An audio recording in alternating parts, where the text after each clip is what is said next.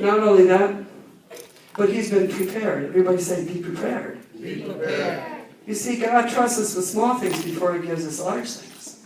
And so just keep that in mind, that some of the skills that you have right now are the ones that can fight lions and bears. And once you fight those lions and bears, you can fight a Goliath, and it's no problem. Moreover, David said, the Lord who delivered me from the paw of the lion and the paw of the bear, he will deliver me from the band of the Philistine, from the hand of the Philistine. And Saul said to David, go, and the Lord be with you. I still question why somebody who is the age of Saul would let somebody who's 12 or 13 go out and fight Goliath and not fight him himself. However, he did, and we know that was God's will, so amen. But still, there's already some foreshadowing going on about Saul here, okay? So Saul clothed David with his armor, and he put a bronze helmet on his head. He also clothed him with a coat of mail. David fastened his sword to his armor and tried to walk, but he couldn't. But he had not tested them. And David said to Saul, I cannot walk with these, for I have not tested them. So David took them off. He took off all the armor. It weighed too much. It encumbered him. It slowed him down. It didn't feel natural. He was trying to take on somebody else's identity. He wasn't being himself. This is one of the keys. Be yourself. Be what God has made you to be. Fulfill your purpose, and you'll be all right. You'll be straight. And you don't need to be put on somebody else's identity or armor. Okay? You can cast that all off.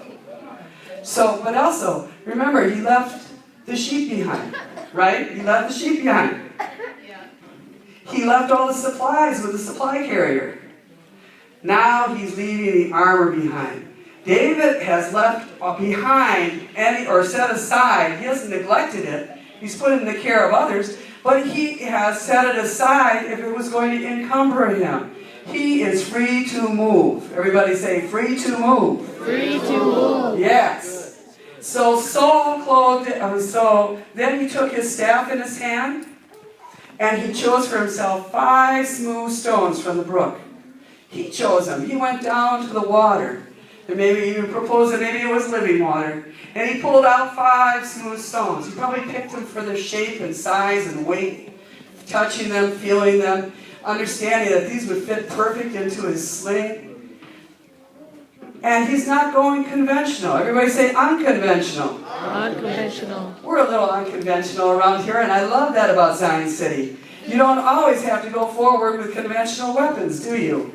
Okay, so he's going forward with unconventional weapons, and he drew near to the Philistine. And the Philistine came and began drawing near to David. And the man who bore the shield went before him, and when the Philistine looked about and saw David, he disdained him.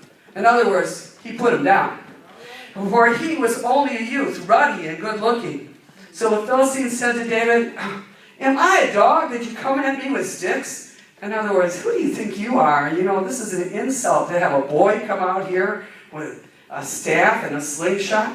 And the Philistines cursed David by his gods. And the Philistines said to David, come to me, and I will give your flesh to the birds of the air and the beasts of the field.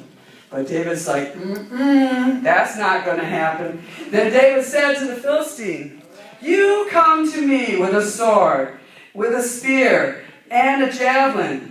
But I come to you in the name of the Lord of hosts, the God of the armies of Israel, whom you have defied. This day the Lord will deliver you into my hands, and I will strike you and take your head from you. And this day I will give the carcasses of the camp of the Philistines to the birds of the air and the wild beasts of the earth, that all the earth may know that there is a God in Israel. Then all this assembly shall know that the Lord does not save with sword and spear. For the battle is the Lord's, and he will give you into our hands. Everybody say, the battle is the Lord's. The battle is the Lord's. So David, first of all, has the belief he can do it, because he is going with God. But he also knows who the battle really belongs to. Really important. So, you don't want to go fight any battles that are not the Lord's, okay? You don't want to go without God's direction, ever. Amen? So it was then when the Philistine arose and came and drew near to meet David, that David hurried and ran toward the army to meet the Philistine. He ran toward the army to meet the Philistine. Did you get that? He's not encumbered, is he? Now remember, Saul's armor weighs like 125 pounds. He's big, he's bulky, he can't move all that well. And he's planning on meeting an adversary that has also been armored. He's not planning on meeting a little boy that can run circles around him. You hear me? Okay? He is not planning on meeting somebody that isn't armored in the same way that he is. So he does not have the same kind of movement that David has. Then David put his hand in his bag, and he took out a stone, and he slung it. And he struck the Philistine in his forehead, so that the stone sank into his forehead, and he fell on his face to the earth. So David prevailed over the Philistine with a sling and a stone, and struck the Philistine and killed him. How many stones did he use? How many stones did he use? One. Yeah, he didn't even need 5 stones. He only had to use 1 stone. But there was no sword in the hand of David. Remember, he went out there without any armor. He just went out there unconventionally.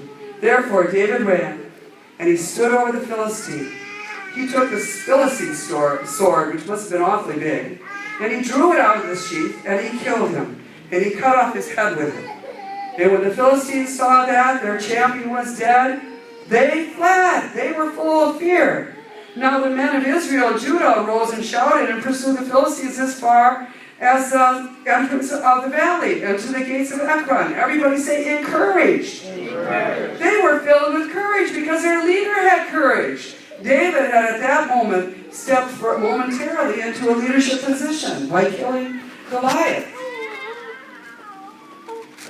And the people, and that affected the whole army. And that affected the whole outcome of what happened.